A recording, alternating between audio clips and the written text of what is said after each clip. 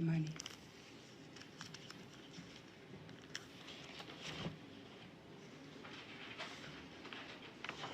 The evidence by the prosecution against the second accused person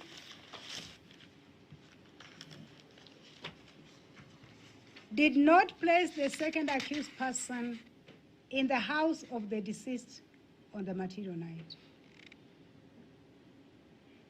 There was no evidence that she had ever communicated with the deceased.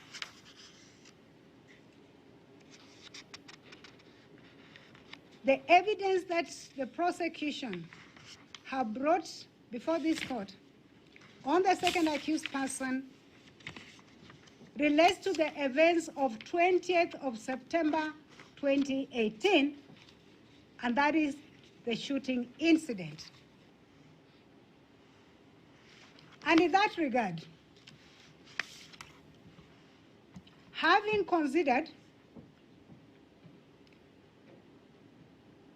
the provisions of Section 129 of the Penal Code of Kenya,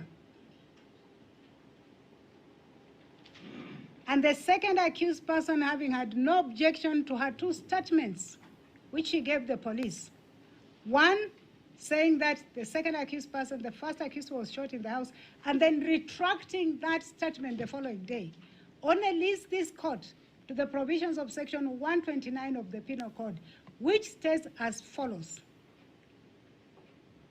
That Section 128 creates an offense, which is an offense of giving information, false information, to a person employed in public service, and states as follows.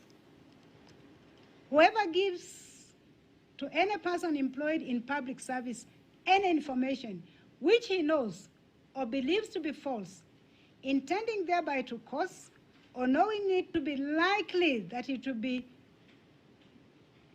he will thereby cause the person employed in public service, A, to do or omit to do something which the person employed in public service ought not to do or omit, if true state of facts respecting which such information is given were known to him, or two, to use lawful power of the person employed in public service to the injury or annoyance of another, is guilty of a misdemeanor and liable to imprisonment for 3 years. The statement which the second accused person gave to the police on 28th was false. The statement was given to a person in public service. The statement intended that that person investigates that offense. That statement was retracted by the second accused person the following day by a different statement now speaking to what is said to be the truth. There is no timelines in criminal law when you can prefer charge against a suspect. The Limitation of Actions Act does not apply to criminal offenses. It is my considered view that the charge brought against the second accused person was not the proper charge. Section 157, sorry, not section, Article 157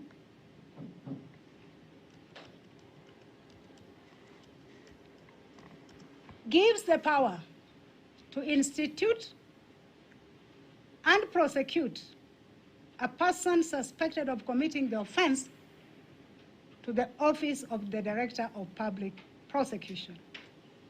And the question posed at this stage is, was there an offense committed when the second accused person gave a statement to the investigating officer at Langata Police Station, which turned out to be not true? I say no more. The office of the Director of Public Prosecution know their mandate.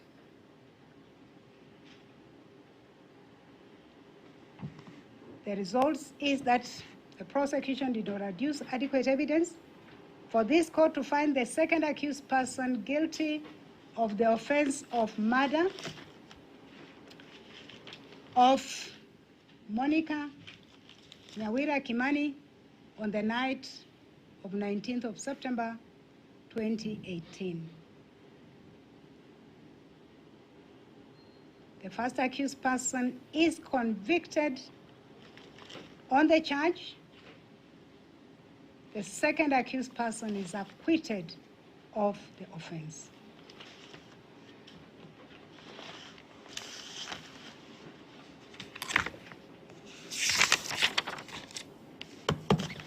That is the end of the judgment.